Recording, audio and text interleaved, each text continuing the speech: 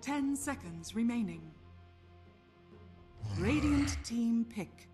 Welcome back, everyone. We are swiftly moving on through our best of ones. 2 quick games as we get through the group stage here for ESL One Genting 2018. I'm Gareth, joined by the wonderful Wagamama. We get into our third. Yeah, let's go for one more game then. So Penta versus Team Liquid is what we have here. And we're already moving through the first phase bans. We see Penta giving some respect to the Chen. Of course, when you're going up against Kuro, makes sense to do that. You know, Chen has gotten a lot of attention actually in the recent patch. Quite strong hero. While also removing out the Tiny and the Shadow Fiend. So no Clockwork combination available, and also Tiny is just a very strong hero overall. Especially if you're gonna play PL yourself. First pick PL. Team Liquid responding back here with a little bit. Sand King's a little bit loud for my liking there. Draft.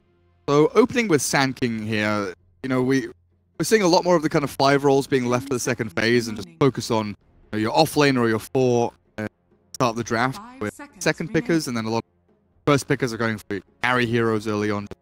You're one of those PLs or the SF Clockwork Bog duo.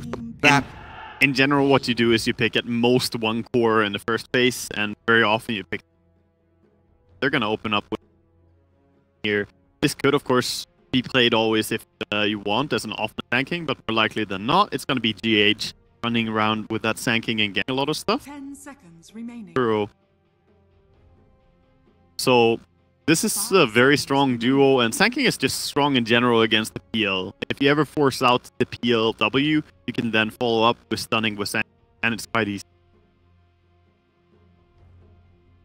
Also, Enfeeble, keep in mind, if you put Enfeeble on the PL, it does not get removed when you double. It's gonna stay as a visual indicator even of which one is the very nice way to. Witch Doctor. Cancelling out things. Grip, Sandstorm. All-round support hero.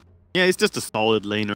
He works pretty well with any of the position 4 heroes that are available still. There's still Tusk, Clockwork, and Earth Spirit available after the first phase pick and back.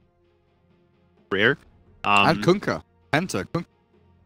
Yeah, that's true. Oh, I like the Elder Titan ban that Liquid did as well, because Penta actually have some play with that hero. I know that DNC enjoys playing it. I don't know if they, if anyone else in the team plays it, but DNC I've seen played so.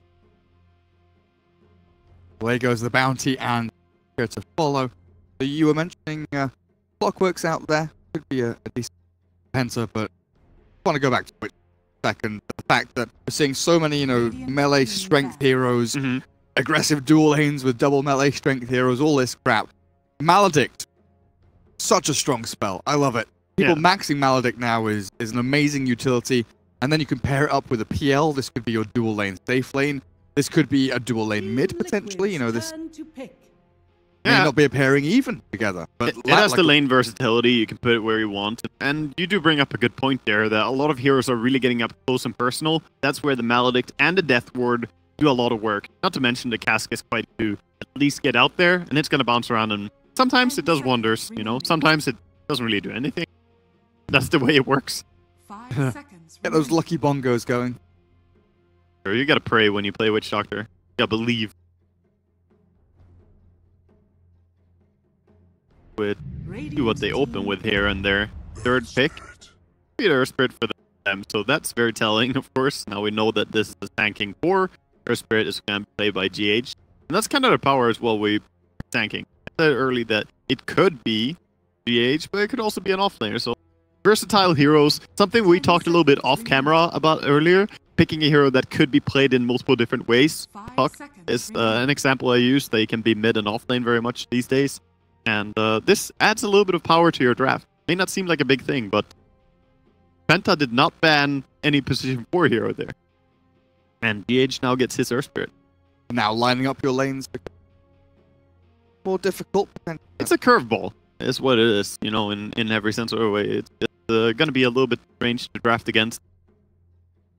Penta, we'll see what they go for their second support, if that's what they're going to show first. Likely they want to finish that pairing, because a lot of supports are already banned out. There's still, of course, Tusk and Clock. Clock is a good combination for Witch. still not bad against her.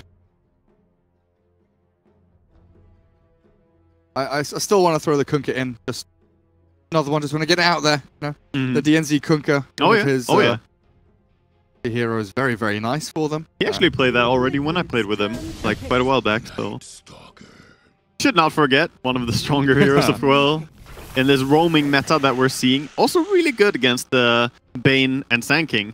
Bane in particular because you have two different ways of cancelling the Fiend script, but Sand King, having that silence against him can really make him easier to bring down. Oh boy, here we go. Wow. Oliver, safe lane Abaddon, incoming, boys. That's an interesting, especially going into the Sand King off lane, what looks to be 10 seconds remaining. Price.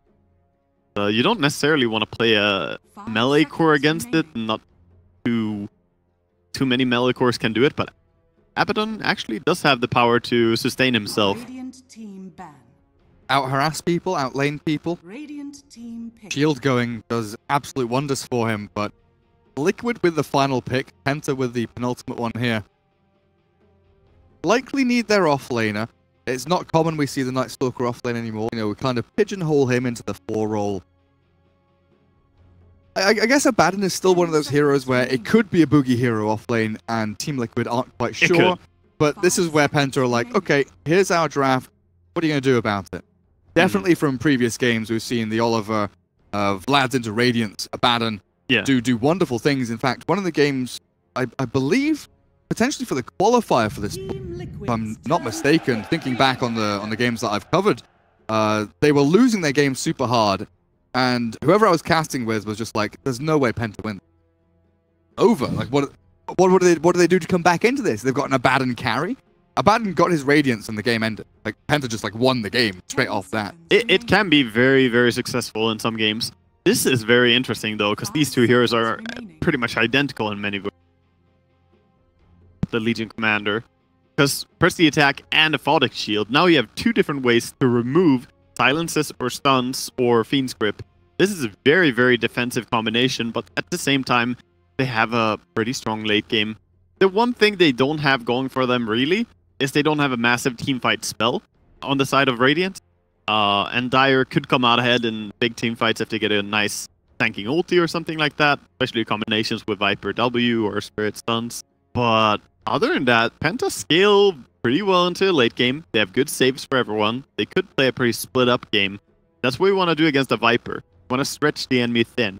Because Team Liquid, they look like they're building a timing here. I'm going to try and play towards... Just generally don't want to go.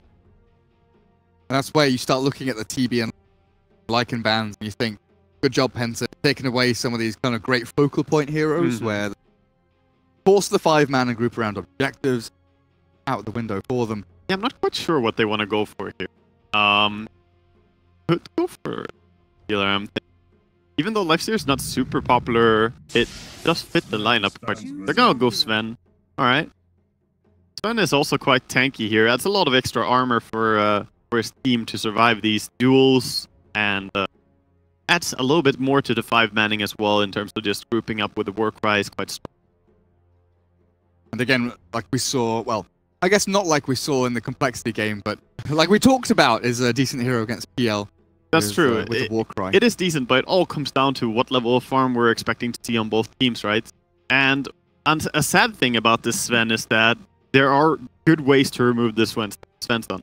The Photic Shield and the press the attack, it is going to be obnoxious. You have to combo onto the Legion Commander quite a lot in this.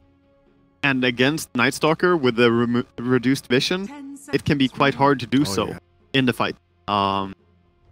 This is going to be a lot about the laning setup, because I can't really say that I necessarily favor either team super strong in the late game. Even Viper can be really strong if he gets level 25 and has the silence talent. That is a PL killer. It is absolutely amazing against stun with the Sand King, follow up with the W from the Viper, and you have to run out of the Nether Toxin before you can double walk. And that AoE is... it's large, and the cooldown is very low. It's a 5-second cooldown, 8 seconds duration, I believe, if I'm not wrong. And that is really obnoxious.